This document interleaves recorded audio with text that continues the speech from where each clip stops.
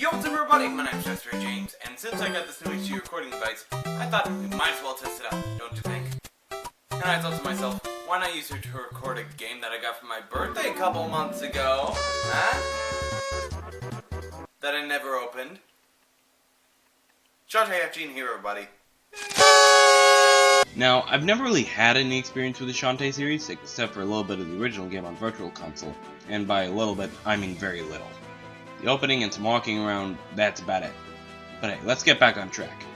Before we actually get started with the review, I want to do an unboxing segment first, since so many of you guys like these more than my reviews.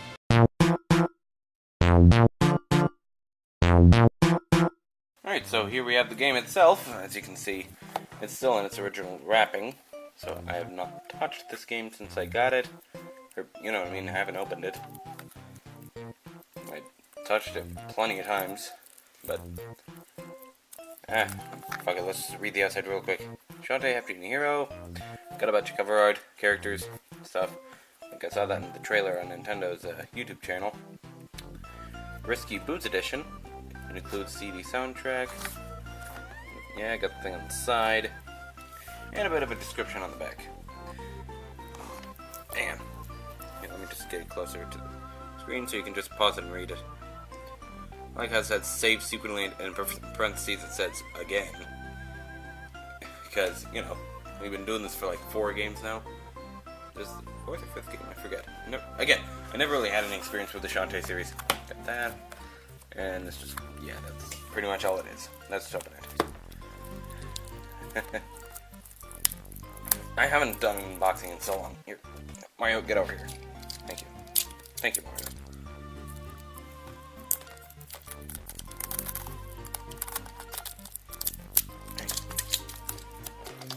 Thank you, Mario.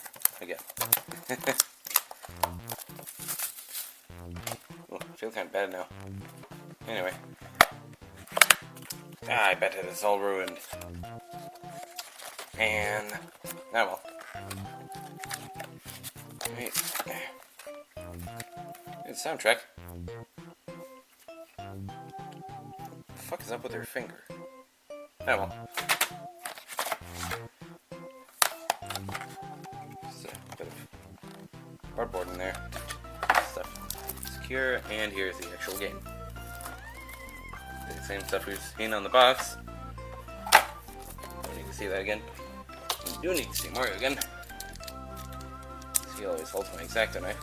Originally bought him to hold my 3DS, but since he's up in the loft, and I have a charging dock for my 3DS anyway, he just holds my X-Acto knife. The moment when shit needs cutting. And yep, everything you'd expect. Yeah. Oh wow. Remember when stuff was this colorful? Like, when it was always this colorful? I don't. I was born in the early 2000s.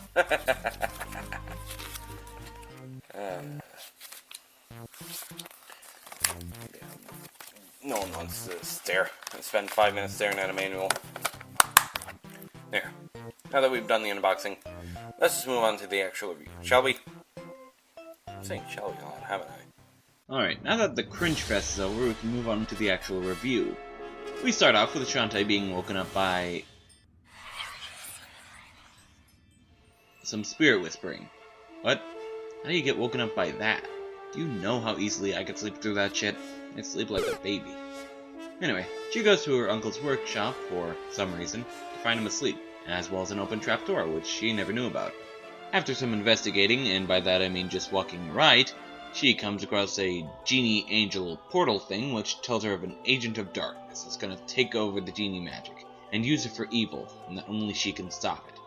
And after telling her this, she just wakes up, I guess.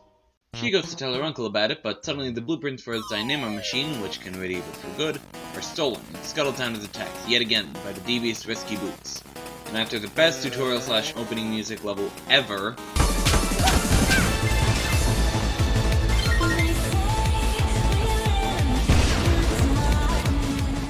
she reaches Risky in her poop toot. I don't care what she says, I'm calling poop toot. After a decent boss fight, we return the blueprints to Uncle Mimic, that's his name by the way, and the mayor fires her. Wait, what?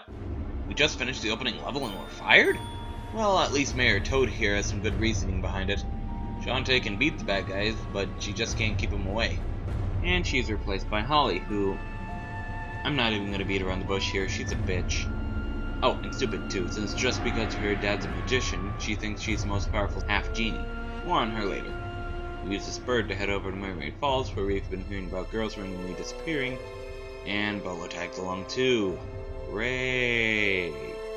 Basically, Bolo's the comic relief. He's the guy that stares at the bathhouse attendant for an hour instead of picking up a delivery. No joke, that's what happens before Skeletons attacked. Anyway, we venture on to Mermaid Falls, and might I just add that the music and graphics in this game are amazing. The art style is gorgeous, making everyone look like they popped out of an anime or manga, and mixed with 3D environments, it looks astonishing. And my god, the soundtrack. I'm glad this came with a soundtrack CD, because that's some shit I want to play during the car rides. Once I get my own car, of course.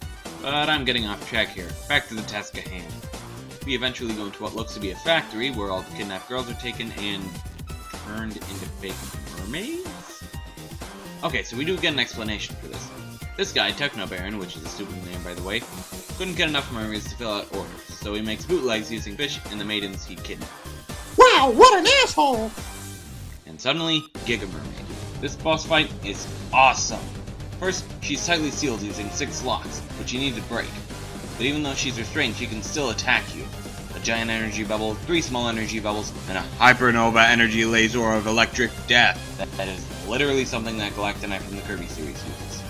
After you break the locks, she's finally free, and it looks like the level's over. Nope.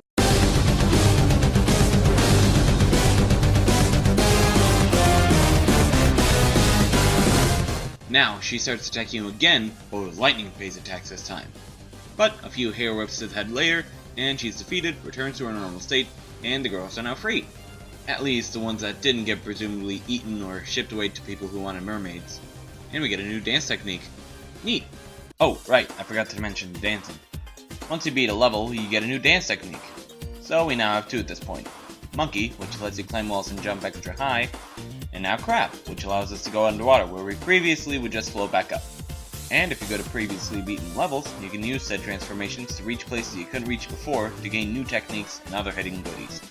Which helps us with the next part of our quest, which is to get some copper ore for Uncle Mimic. It's a bit complicated too. To get this, you need to go back to the burning main street, find the chef that needs her health permit, which you get after beating 30 Tinkerbats in this area only. Go back to her with the health permit, and she'll give you some salted caramel. Take the salted caramel to the little girl in the hatchery, and she gives you some burb seed. Take it to this guy whose pet bird is having indigestion, and it'll shit out the copper ore. What? That's it, huh? And if that wasn't confusing, now everyone has amnesia. You head to the bird lady who flies you to the ruined remains of Tasseltown, again with amnesia, and you meet the bitch, Holly. And then my game crashed. Okay. Oh, let's see what kinds of desert tropes are here. Do we have ones that blow you away? The survey says yes. How about those dilapidated temples? As usual. Wall statues that shoot fire as well as skeleton knights? We have those in spades! Abomination of worm that chases you... Wait, what? This thing is Wilbur, the Eater of Memories, though you don't find that out until Bitchface tells you she is the one stealing memories and feeding them to him. In fact, she isn't even a half-genie. She's the memory of a celebrity from hundreds of years ago, who wants to make sure that she's the only thing that everyone remembers. In which case, shouldn't that thing be the last thing she should be standing next to, considering she's a memory? Seriously, if that thing gets pegged, she's the first thing on the menu, no doubt. Anyway, we now have to fight Wilbur by tossing boulders into cannons, shooting the boulder at him, and knocking his eyeball back and forth like Bowser in Mario Galaxy, rocking along to some kick-ass music. Anyway, he explodes, the memories are returned, and Holly dissipates. At least we don't have to deal with her anymore. We even get a new transformation, the Elephant, which can break giant cracked blocks and move giant not-so-cracked blocks. And now we need to get the next 2 parts for the dynamo, light and dark shards. And might I just say that there's not really an overarching plot, like Johnny said in his video a while back, but instead a series of mini-plots. First, we need to help Shantae's friend Righty Top get some race tickets. And to do that, we need to find 5 Blubberfish kids for Grandma Blubberfish, and get 2 Gator Sticks, both of which you can get in Mermaid Falls. Give the gifts to Grandma, she'll give you a ticket. Give the stakes to Twitch and Vinegar, and they'll give you their spare. Give the tickets to Righty Tops, and she'll give you the Dark Shard, and thus, we're one piece closer to the Dynamo's completion. But then, we hear about a raid at the Magic Carpet race that's gonna happen soon. We head there ASAP, and we go to the furthest sub-front point by knocking people off their carpets, thus making them even easier to steal. Then we find Twitch and Vinegar trying to take our carpet. But of course they're easily taken down, and now you need to climb along the line of airships. Wow, where's Eggman when you need him, eh? Anyway, destroy the generator on the frontmost ship, and it crashes right at the finish line. And we now figure out the plan of Ammo Baron. He was planning on taking the silk from the magic carpets and making flying uniforms for his troops, which he does despite the fact that he has yet to steal any magic carpets here. The fight's pretty easy if we spam the scimitar attack and use mega potions when needed. Oh, hey look, he's so coordinated with his men, they all use the same underwear. We get first place in the race, even if Ammo Baron cross it first, and win a lifetime supply of canned monster chow, which in this game's case is now human fish meat, as Shantae implies. The light chart, on the other hand, is complicated, not by how much shit you have to do to get it. Well, actually it is. But in addition to that, you get very little hints. What you need to do is find the guy in the tower that had the chase sequence, who will give you the elephant stomp ability. Find 5 flowers that give you remains when you stomp on them, and give them to the guy. He'll sneeze on you, and you'll get sick. Go back to Scuttletown, and speak to the doctor that's at the bathhouse for whatever reason, who you give sick to, not joking, and in exchange, you'll get a lollipop. Go to Mermaid Falls, where you need to go through this labyrinth as a mouse, find this wizard, and give him the lollipop. Then he'll give you the light shard. I hate it when games give you an objective, a vague one at that, and you need to do 2 or more side quests just to be able to finish the quest you're supposed to be doing. It's annoying to say the least. Again, especially when the game only gives you vague hints at what you're supposed to be doing. Seriously, I didn't know what to do with the lollipop when I got it, nor did I even think about what to look for in order to get the shard. I found that wizard by pure fucking luck. Once we give the shard to Mimic, Righty's Hops tells us about a beast that's going to destroy the world that's being summoned by Hypno Baron. So now we need to go to his lair, and dear god darkness and bottomless pits. Oh hey, Rule 34 material. Well, luckily it's not very long, and we reach Hypno Baron. He summons Squid Baron, a guy that's been around for several games, I think. And after he brags for a minute about how he's reached 5th boss status and talks about having his own game with Shantae's at a 99-cent pallet swap, you fight him, and at some point Hypno Baron too. And then I rape them with my scimitars. Oh, and it turns out that Shantae was in the wrong, because Hypno Baron wasn't summoning Squid Baron to destroy the world. He just wanted to make Squid Baron merchandise. Could have told us that earlier, dipshit. Anyway, now all we need for the dynamo is a power source.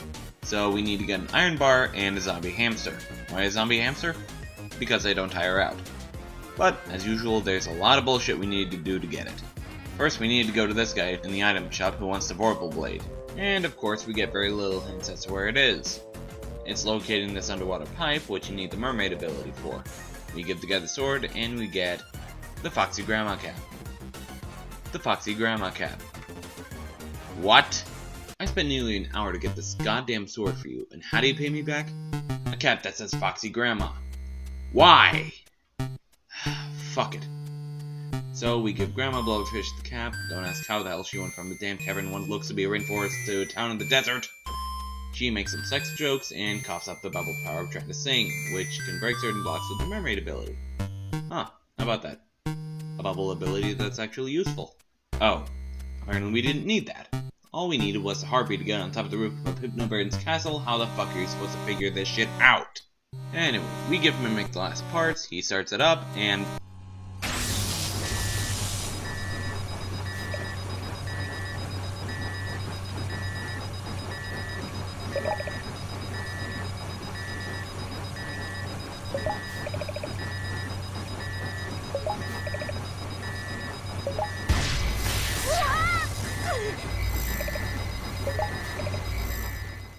holy shit! Turns out that Risky Boots swapped the blueprints with blueprints for a dynamo of her own design while she had them. Don't you hate it when you accidentally work for the villain the entire game? I do, because that means everything I did was fucking pointless. I would have been better off sitting on my ass doing nothing. With that out of the way, Shantae's corrupted by the dark magic, but with the power of love and friendship, she's returned to normal within hours, and without her harming anyone or damaging anything, surprisingly. And now we have a choice. Either find clues as to how Risky plans to modify the dynamo to corrupt the entirety of the Genie Realm so Mimic can create a counter, or just go to her hideout and kick her ass. Of course I choose the latter. There's an underwater shooting section before we actually get inside her fortress, and oh boy. There's more enemies in the first level than here, but thank God, because that means I can focus on the... Shit. Damn it! Okay, one thing I should harp on is a heartbeat. It's fine and all, and you can essentially just neuter any area of difficulty, but this place knows that, and thus, all these spikes. Wanna know what happens if you hit one of these spikes? You get sent back to the beginning of the area. And luckily these areas are short, because you'll be hitting these things left, right, front, and center because of how Harpy Shantae controls. She controls it as if she was constantly on ice, losing momentum very slowly, and in tight places like this, it's a pain in the ass. But I eventually reach her, and we fight. What? Were you expecting me to tell you what she said? Alright. She brags about how her Tinkerbats are strengthening the Dynamo as they speak to conquer the Genie Realm. That's pretty much it. And her boss fight's very long, tedious, and kinda cheap with how sporadic her attacks are. But we eventually beat her. And after that she leaves us with the Dynamo to fight. Yeah, way to go, dipshit. This boss fight isn't anything special. Avoid the giant lasers, move left or right enough to make the tubes show up, and nuke the fuck out of them. All 5 of them need to be fully powered up before one blows up, which depends on which direction you went in to make the tubes show. Then just do the exact same thing on the other side, except you only need to go one direction, and it's done. We blow it up, and we're transported to the Genie Realm one last time, before finding out that the Genies were already corrupted, and now we need to defeat the Dynamo again. Hit the Genie without a shield until it turns into a ball, and hit it again to send it flying at the Dynamo. But it'll only hit if it goes through the open space in the shield. Getting serious Metroid vibes from this. And honestly, it gets kinda tedious since the Dynamo only speeds up and slows down the shield spinning, and the Genies only have 2 attacks. A bullet barrage, which can be avoided by standing by the Genie next to it, or a dark floor projectile, which you only need to jump over, and it never really changes from that. After that, we get another swift kick in the balls with a sliding section. Seriously, it eventually gets to a point where nearly half the screen is taken up by lava, and you need to take leaps of faith in order to land safely. Get away, Risky's hideout is destroyed, and that's pretty much it. Bolo goes back to being Bolo. Roddy Tops goes off to explore parts unknown. Sky goes to feed and clean Wrench, the big bird's name is Wrench by the way, as well as release him to his family afterwards, and Uncle Mimic plans on making an 8-bit video game console, which is a funny touch admittedly. And then it just ends. Nothing else. Shantae feels bad for destroying the Genie Realm, but Mimic says it was the right thing to do, so that solved quickly. See, this is what I like to think of as the bad ending. You're forced to destroy the Genie Realm, most likely meaning everyone inside it as well, and it just kinda ends. It's a bit anticlimactic, don't you think? Makes me wonder though, what happens if we get all the clues? This part isn't as bad most of the time. We need to get some stuff for the bosses we face, being Techno Baron, Ammo Baron, Squid Baron, and Hypno Baron. Basically, just find stuff for them and they'll give you risky stuff. Techno Baron's data chip for the cufflink, 5 scrap metal pieces to Ammo Baron for the pendant, a Squid Baron poster you get from Abner, which you get for giving him some fan art that Squid Baron was tossing out for the buckle, as well as a line I think suggests that Squid Baron may have a foot fetish. And lastly, giving Hypno Baron the Sunken Skulls for the ribbon. Now you give all that to Mimic, and he creates the magical polarizer, which will reverse the effects done by the Dynamo, or something like that. We just gotta go back to Risky's hideout, fight Risky, defeat the Dynamo, and... Wait, what? Still need to do the second fight? What about the polarizer? Why didn't she use it then and there to reverse everything? And what the hell, it still blew up! Yeah, it turns out that the only thing that changes is the ending itself, which is just lazy, honestly. I very much would have liked to see something different happen with the Dynamo. Maybe have it self-destruct instead, or turn on Risky, but no. Actually didn't know about this and had to do it all over again, just see the good ending because I skipped it thinking it was a bad one. Now, the mayor rehires her, though I think it would have been funny if she talked about the rent, since she talked about it in the beginning, and then the same stuff happens until it's just Shantae and Mimic. Once he mentions how her mother would be proud of her, a genie appears and tells her how the magical polarizer worked. Now everyone's proud of her. It then goes on to tell her how she's never alone, how there's a bit of her mother's magic in her heart, and how she, as well as several other genies, are devoting themselves to protecting the world from chaos. Good to see that the Genie Realm has equal rights, at least. Then Mimic mentions how he's uncovered plans for making a bicycle, and plans on making one for Shantae, and walks off to do so. Shantae follows suit.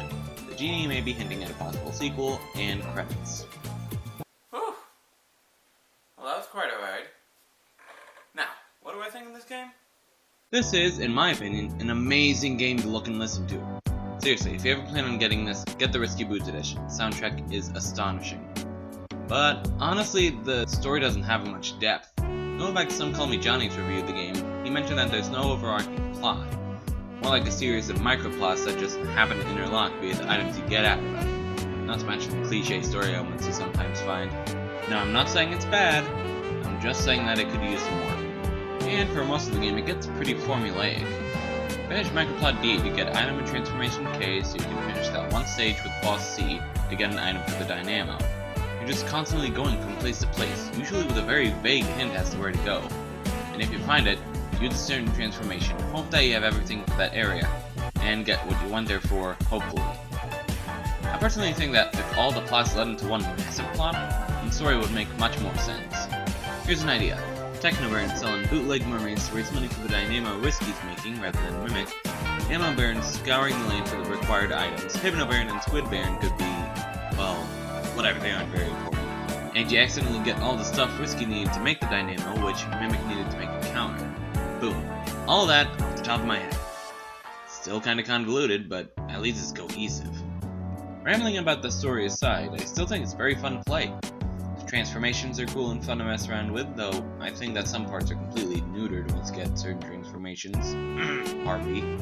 And others like Bat and Crab become very situational once you get their much better counterparts. The level design itself is very good. It incorporates all transformations you have so far, and uses an equal amount of horizontal and vertical movement, meaning you can't just abuse any one transformation to get through the entire thing. Instead, you can choose to use any combination of transformations to speed through a level, go through as normal shantae when you don't need a transformation, for a slightly more difficult, yet not unplayable adventure, or you can take your time and explore as much as you can to find as many hidden treasures and genie realm portals as possible. And the items you can use in this game, oh boy. Yeah, protection items, projectiles, things that spin around you, and many more, each of which can be upgraded and bought at the item shop. And let me say this, invest in invincibility and the scimitar as soon as you can for an easy ride. Also collect all 10 gallery keys. Not only can you see a shit ton of concept art, as well as some really nice fan art. But if you get all 10, the mirror gives you unlimited magic, meaning that you can just go through anything with your scimitar and not worry about a thing. And have unlimited health if you buy the dance from the Snake Lady. So, overall, I think that it's an amazingly great game. Great level design, varied weapons and transformations, astounding visual and sound design, and very humorous and on the nose, though annoying at times. Oh, and by the way, once you finish story mode, a hero mode appears, and there's a risky mode that'll hopefully be released in the near future. I'll review those separately once it's all out. So, what's your opinion on this game? Have you played it? How did you help Kickstart? Let me know your opinions in the comments below. And, if you don't mind me, I'm Puffball that